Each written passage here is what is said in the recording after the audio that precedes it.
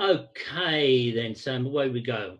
Cool. Welcome to Brooklands Members TV and Podcasts. I'm Steve Clarke, and I'm delighted to be joined today by the current Formula E and Le Mans driver, Sam Bird. Sam, thank you for being with us today. Good afternoon. Lovely to have a chat with you. Fantastic. Sam, the last time we spoke in person was at the Rob Walker Centenary event in October 2018. Having just driven the Surtees TS14B up and down Dorking High Street. Yes. You couldn't wipe the smile off your face. No, I mean, absolutely. It's not every day that you get to do such a prestigious event. It was well organized. It drew a very big crowd, and I was driving a very loud, very noisy, XF1 racing car. What's not to love? Yeah, few too many drain covers in the road, though, I guess. It's a street circuit. I'm used to that now. Yeah, you are now. Yeah. Brilliant. Let's wind the clock forward anyway, Sam, to really where we are now. Right bang up to date with the 2019-2020 ABB Formula E Championship. You won the opening round in Saudi. Yeah. The event or the series is now on hold. And from my information, it seems to be that the New York Grand Prix on July the 11th is still due to happen. Do you think that's a reality? No, I believe that New York will not be happening, given the amount of cases that they've had in New York and around the boroughs there. I believe that New York is no longer on the calendar. We're going to be looking at probably 3 double headers later on in the year to finish the season. So 6 races overall. Where and when, we still don't know. Do you think they're more likely to be Europe as far as travel's concerned, other than flying across the other side of the world? As far as I'm aware, I believe that 2 of the 3 rounds will be in Europe and 1 of them may be going east, but I'm not sure. Again, everything is up in the air right now. Everything is speculation. Yeah. I think every week the new proposed calendar is changing. Dates, venues, the amounts. So I'm just sitting tight and waiting now. Just waiting. Yep. Despite it being on hold, Sam, would you say the series is progressing as it progressed every year? And is there a growing fan base worldwide? I believe so. Absolutely. I mean, rewind back to 2014 and a lot of people doubted the move to do Formula E. Everybody doubted, not everybody, but a lot of people doubted whether it would last or not, or whether it was a bit of a joke. But it's lasted and it's grown, and people have begun to fall in love with it. It's, dare I say it, one of, if not the best and strongest driver lineups in terms of a grid on the planet. You've got some amazing manufacturers. In fact, there's more manufacturers involved in Formula E than there are in Formula One or any other form of motorsport. So Formula E's obviously done something correct. It has got a growing fan base. And I believe that that's going to continue to grow with all of the OEMs and manufacturers that are involved. Of course, it will continue to grow. Sure. Do you think the change of from 2-car race to a 1-car race has certainly enhanced the feasibility of the series? I believe it showcased the progression. I actually enjoyed a pit stop. I enjoyed some form of interaction with the mechanics during the race. It kind of broke the race up nicely strategy-wise. However, absolutely, it was a very important message to show the fans, to show other manufacturers, look, we've progressed enough now that we can do a 45-minute race plus a lap with 1 car. It shows a huge amount of technological improvement since 2014, since that first car. Just sticking with the fact that you're grounded at the moment, I know you're actively involved in the Formula E race from home. Can you tell us a little bit about that and how it works? And how did the virtual Hong Kong race go for you? So it's just an opportunity really for fans to watch a bit of racing, watch us do something during this difficult period. I have to say, unfortunately, my races get ruined for the fact that for some reason, the road that I live in has shocking internet. So I can drive around in testing on my own and the internet can just about cope with it. However, add into the equation other cars, and for some reason, my internet doesn't like it. And every time I've tried to connect to the race, something weird happens. And I might be driving on my own, and then all of a sudden, 5 cars hit me that weren't there before. It's like 5 into 1 doesn't go, and I get put in the grandstand, or I'm on the roof, so it hasn't gone so well for me so far. But it's Formula E has been productive, and that they've continued to get a bit of exposure out there for the series for us drivers, and continue trying to churn out something fun for the fans. Yeah, I mean, that's worldwide at the moment, trying to keep the interest going on all levels. And I think if we can find innovative ways of doing it, it's fantastic. The only feedback I'd get, and I was talking to someone else about it today, I find it incredibly difficult to find the full results of these virtual races. So perhaps it's just me and technology. I don't know. Me too. I can understand why the races are all held in cities for an environmental point of view that Formula E wants to make. What are the circuits like when you're actually there, Sam?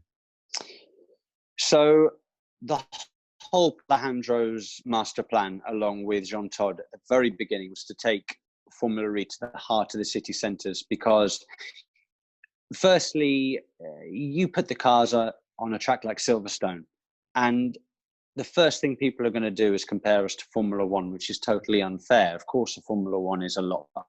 That's by the by, of course. But also, Silverstone, as amazing as a venue as it is for Formula One and for other forms of motorsport, it's not in a city centre. It's kind of in the middle of the countryside. Be taking this tech to a city centre that does have pollution issues, does have congestion issues, and families can go and watch this modern technology and go, wow, those are the cars of the future. The tracks themselves, they are tight, they are twisty, but they make for some really exciting racing. I think that in my time in Formula E, I've done every single race. I can't really remember what you would say is a really dull race, like a really boring race where nothing's happened. There always seems to be a twist and a turn during the race, which makes Formula E very exciting. Yeah, I have to say that watching it TV-wise, it does promote some very interesting viewing, whereas sometimes stuff is a bit distant. It very much is as if you are there at the time. And yeah. So what are the cars like to drive? I mean, you've been in this game a fair time now. Have they changed very much from the original conception of Formula E? Oh my God, it's a massive change, absolutely. But also it's the understanding of the product underneath us and how to extract the maximum out of the electric racing car. So when I first jumped in, we had no clue about what to do to get the most out of a race. We weren't using the regen correctly. We weren't using lift coast techniques. We were not using all the power available to us. Now everything's absolutely on the limit. The car itself to drive is pretty much like a single seater, but with very, very limited aerodynamics. Right. The aero efficiency of this car is very, very low, which is why we can follow so closely behind each other. So it's effectively like a Formula 3 car, but very little aero. So it's not got any funny aero effects that you'd find in Formula One? No, absolutely, which is, again, why we can follow each other so closely on these street circuits. As you mentioned there, the race strategy is all about conserving energy. Does that get a bit frustrating occasionally? It can do, but you can't let it frustrate you. That's the game. That's part of this racing. You have to understand that if your target is 1.25 kilowatts per lap, you have to be hitting that target. If you start using 1.4 kilowatts per lap, you're going to be 2 laps short, 3 laps short at the end of the race. Yeah. You might be able to do it 1 or 2 times to overtake a couple of people, but then you've got to settle in and then underconsume, and then you might have to defend. So I see Formula E as this game of chess. That's how I've always seen it. Okay. So is a lot of strategy in your thinking as you go through the race?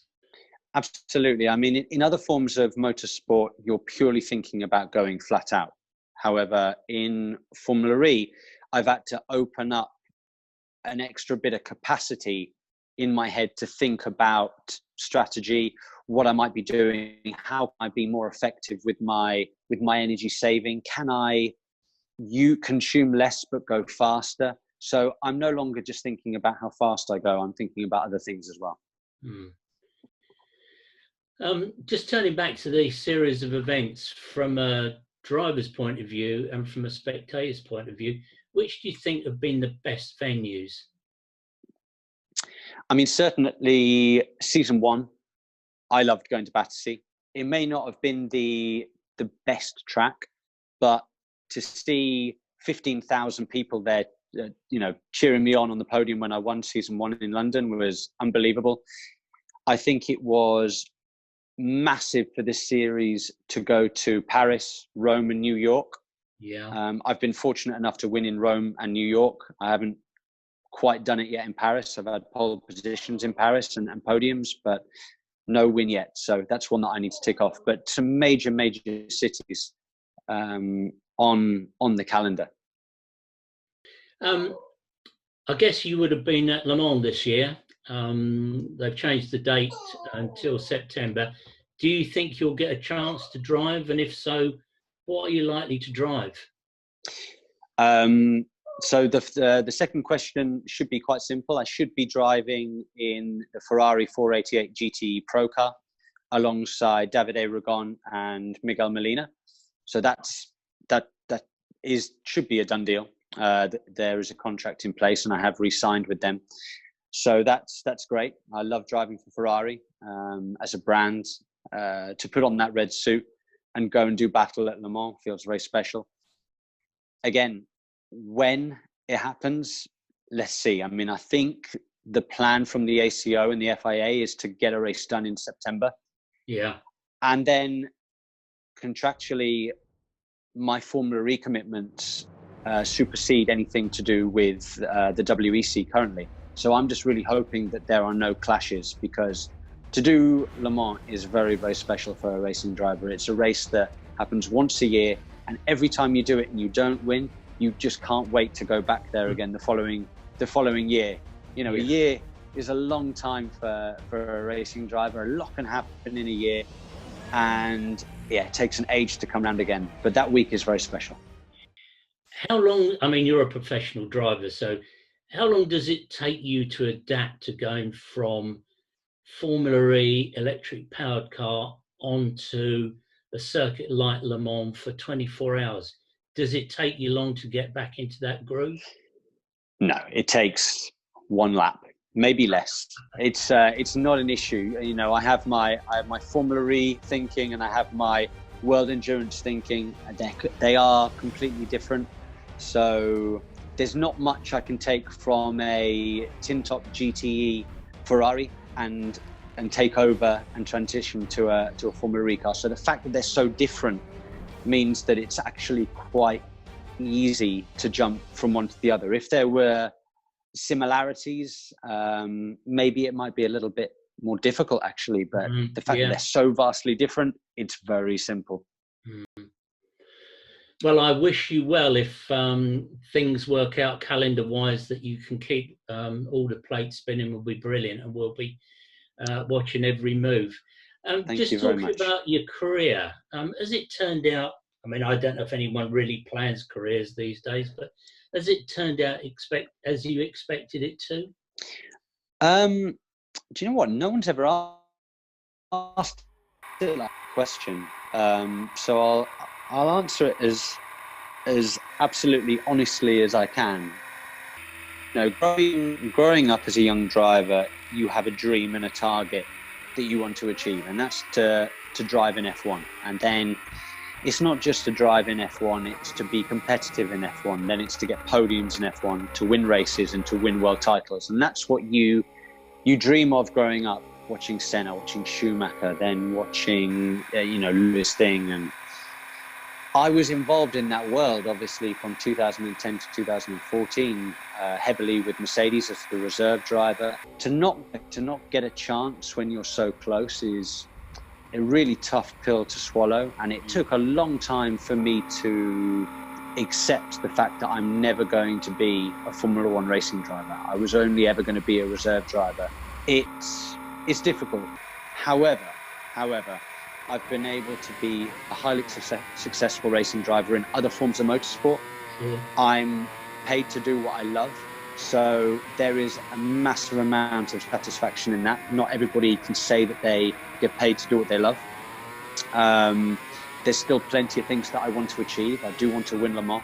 I do want to win the Formula E World Championship. That's eluded me so far. We've come close, but haven't done it yet. So I'm thrilled to be doing what I'm doing.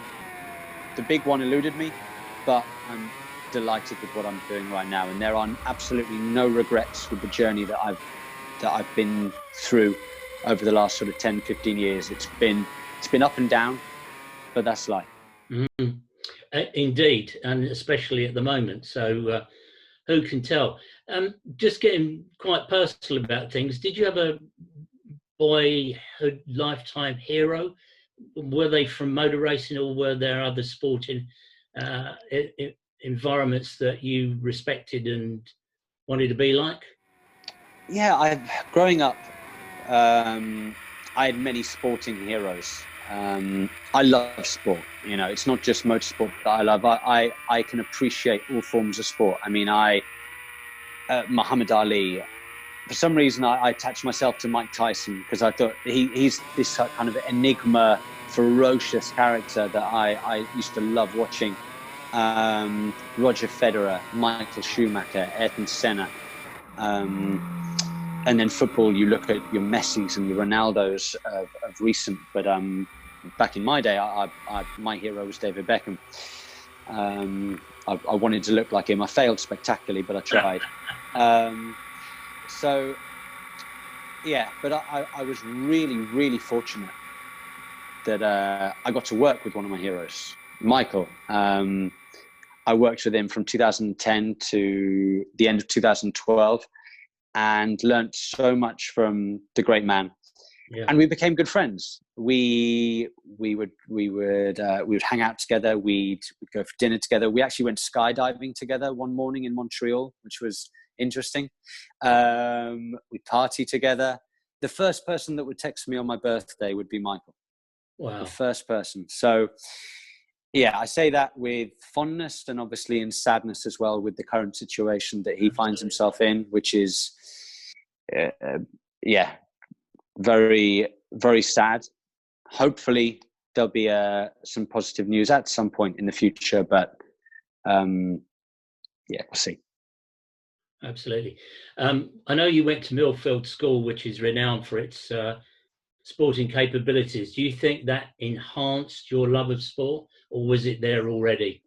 Oh, it was the fire in the belly was already there from a really early age. I loved sport from the moment I could walk, talk. I wanted to always had a football at my feet, or always in a little pedal go-kart, pretending I was somebody on the F1 grid from a really early age. So I've loved sport all my life.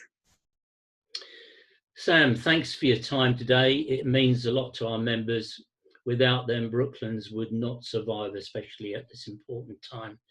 Absolutely. We all wish you well for the future, especially in Formula E, and of course, if and when you win the Le Mans 24 Hours.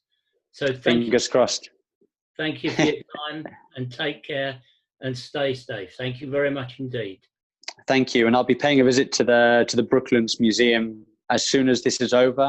I've told my kids, we live down in I've told my kids about it, and they're so excited to come and see Concorde and some of the other amazing things that you've got on display down at the Brooklands Museum. So yeah, please come say hi when I'm there. We look forward to meeting you. Thanks, Sam. Take care. Take care, guys. Bye-bye. It's very special. There's 23 other amazing drives out there, so to come out on top means a lot. It's a great start to the year, but the hard work doesn't stop. We have a race tomorrow. There's potential in the car, so we need to maximize what we can. I love the car. The car was great, and I think some of it is the new beard.